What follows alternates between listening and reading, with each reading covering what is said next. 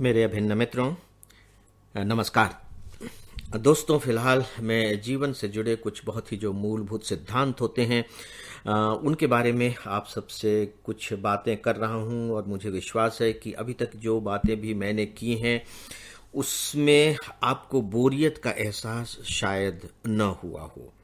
अगर हुआ भी होगा तो थोड़ा मेरे साथ बेयर करें, मुझे थोड़ा बर्दाश्त करें।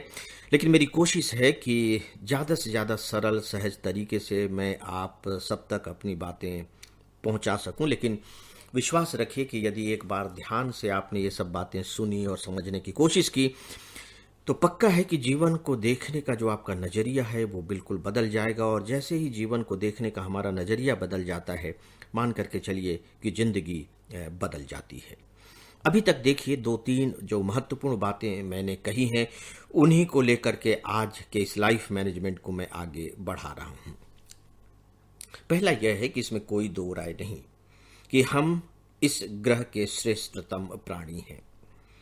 तो जब हम इस बात को स्वीकार करते हैं कि श्रेष्ठतम प्राणी हैं तो सीधी सी बात है कि हमारी जो जिम्मेदारी है वो भी बढ़ जाती है, क्योंकि हम श्रेष्ठतम है ना। तो जो श्रेष्ठ होगा उसकी जिम्मेदारियां तो बढ़ ही जाएंगी। जैसे हमारे यहाँ एक बड़ा खूबसूरत शब्द है विशिष्ट, यानी कि आप बहुत विशिष्ट हैं, यानी कि विशिष्ट व्यक्ति हैं। विशिष्ट एक शब्द है जो शिष्ट के पहले वी लगा देने से बना है। शिष्ट शब्द होता है शिष्टाचार, है ना, जिसके मैनर्स अच्छे हो, जो अच्छे तरीके से बात करता हो, व्यवहार जिसका बहुत अच्छा हो, जिसकी सोच समझ अच्छी हो, उसे हम कहते हैं शिष्ट व्यक्ति, यानी कि शिष्टाचारी व्यक्ति है। जब आप उसके आगे वी लगा देते हैं तो इसका मतलब है कि ये कुछ ज्यादा ही शिष्ट है, विशिष्ट।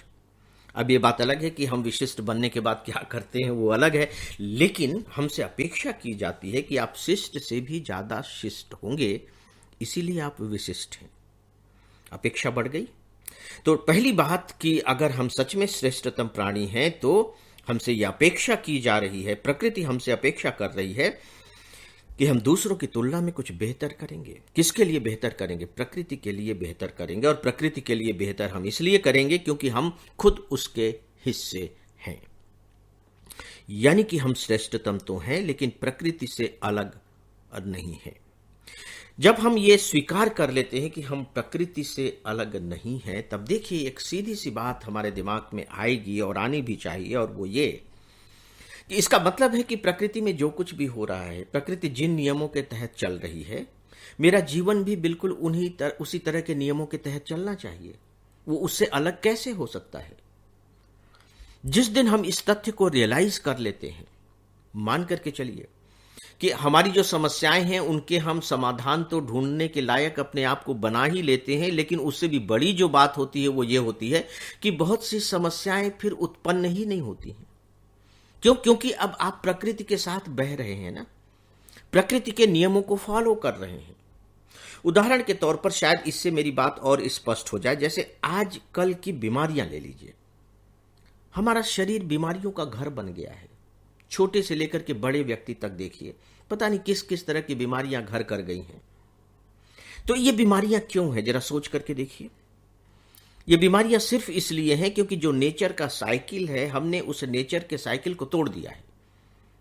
हमें ऐसा लगता है कि नहीं, हम इस नेचर का जो चक्र है, जो प्रकृति का चक्र है, प्रकृति का जो प्रवाह है, चक्रीय प्रवाह है, हम इससे अलग हैं क्योंकि हम तो श्रेष्ठतम प्राणी हैं। तब फिर क्या हो रहा है? हम खान पान में प्रकृति को फॉलो नहीं कर रहे हैं, दैनिक जीवन में हम उसे फॉलो नहीं कर रहे हैं। किस चीज को हम फॉलो कर रहे हैं? तो जब हम अपने आप को प्रकृति से अलग कर लेंगे, प्रकृति के नियमों से हम विमुख कर लेंगे, तो उसका खामियाजा हमें भुगतना पड़ेगा। तो जो दूसरी बात है जो स्पेशली मैं यहां अंडरलाइन करना चाहूंगा वो ये है कि चूंकि हम प्रकृति के एक अभिन्न अंग हैं, इसीलिए जो प्रकृति के नियम हैं वे नियम ही हम पर भी लागू होते हैं। तो अब दोनों चीजें हो गई। पहला तो यह है कि हम प्रकृति के नियमों को फॉलो करें, अपने को उसमें ढालें। और जो दूसरी बात है वो ये है कि जब भी हमारे सामने कोई समस्या आती है तो हम प्रकृति के पास जाएं। जैसे आप किसी ऑफिस में काम कर रहे हैं और उस ऑफिस में कोई बड़ी समस्या आ गई तो आप किसके पास जाते हैं? अपने सीनियर के पास जाते हैं। आप घर परिवार में हैं, कोई बड़ी समस्या आ गई तो अपने बड़े बुजुर्गों के पास हम जाते हैं उस समस्या का समाधान पूछने के लिए कि बताओ क्या करें, ये तो प्रॉब्लम आ गई है। तो क्या ऐसा नहीं हो सकता कि जब हमारे सामने कोई समस्या पैदा हो तो हम प्रकृति के पास जाएं? अब प्रकृति के पास जाने का मतलब नहीं कि कोई आपको व्यक्ति बैठा हुआ मिल जाएगा, लेकिन प्रकृति जवाब देती है। जी हाँ, बैठा हुआ तो प्रकृति में कोई आपको दिखाई नहीं देगा, लेकिन प्रकृति जो पूरी संचालित हो रही है वो एक नियम के तहत संचालित हो रही है। अगर आप उन नियमों को, जो बहुत ही मूलभूत नियम है, थोड़ा सा जान लेते हैं, समझ लेते हैं, तो आपको वहां से उत्तर मिलेंगे, बिल्कुल उत्तर मिलेंगे, मिलते हैं। हालांकि ये बात मेरी आपको थोड़ी सी विश्वसनीय नहीं लगेगी, लेकिन हो सकता है कि आगे चल करके मैं कभी इस विषय पर इंडिपेंडेंटली बात करूं कि प्रकृति उत्तर देती है। तो दोस्तों, ये दो बातें मुझे विशेष रूप से आज आपसे करनी थी, लेकिन इस विषय को मैं और आगे बढ़ाऊंगा, क्योंकि अभी तो काफ़ी कुछ आप सबसे इस बारे में बातें करनी हैं। तो आज बस इतना ही।